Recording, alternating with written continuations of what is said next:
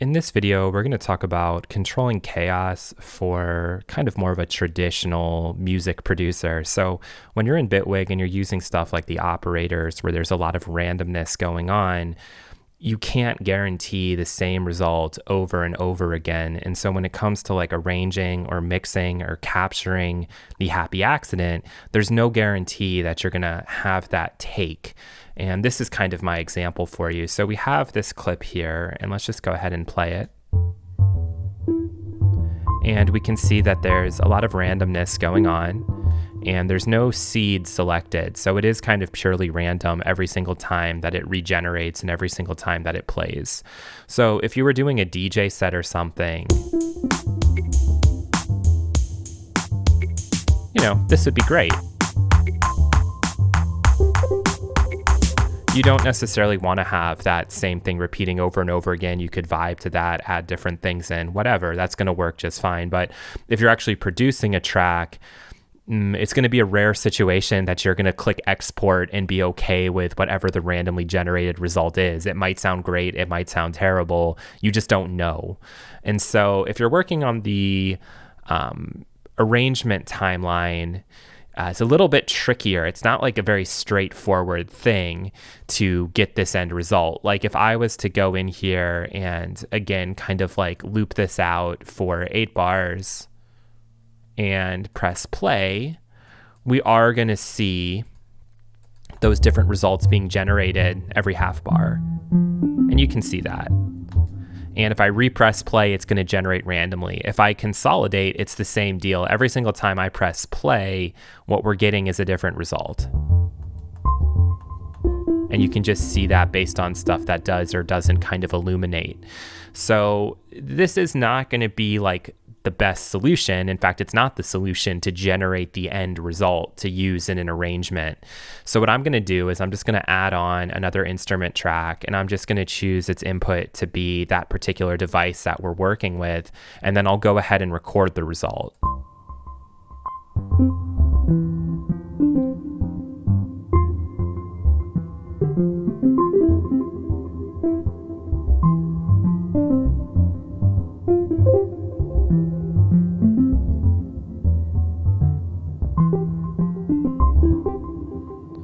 Okay, and that's one example of like an 8-bar take.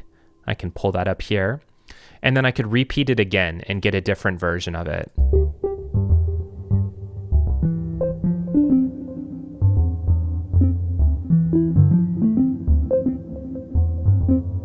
And we can see just by looking that these results are very, very different, but at least I've now actually captured the take. Okay, so there we now have 2 different 8-bar takes, and I could either like mash those up, or I could use one in one section, use one in the other, and we can see from this end result here that this actually is the take. So when I play it back, we're no longer taking advantage of those operators, but we now have this little part that's been generated for us. And so, for example, I don't particularly love this little section. I might get rid of that, or I might move some notes around or change something up if I want to do it, or I could even potentially come in and slice this up and see if the other version is going to sound better in that particular range. So from the launcher standpoint, what we can do is we do have the option to right click here and choose expand. And so if I expand here and I say I want my number of repeats to be, let's just do 24, for example. I'm not going to preserve chance. I'm not going to preserve spread. That's going to give me the actual result here.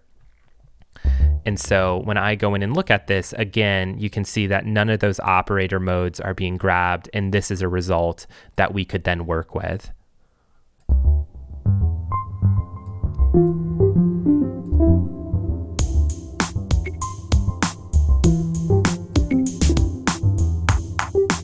And so if we just wanted to get those 4 bars and loop those, we can do that.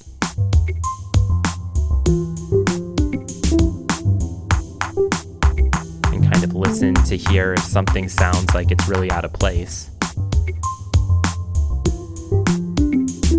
Like that doesn't work.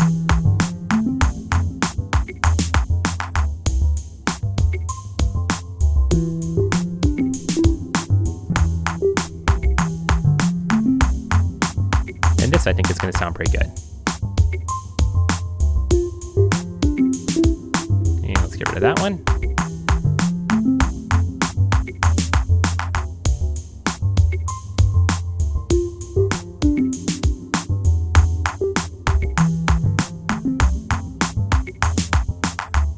So I kind of like that then as a little 4-bar clip that we could play over and over again. And then we have so many more options that we could pull from if we want to do that.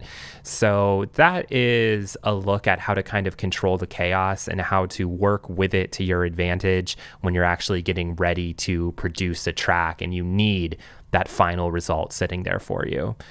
Hopefully this has been helpful. Hopefully it's not one of those things that's just so obvious to everybody. Wasn't obvious to me, so wanted to go ahead and share it. Thanks for watching.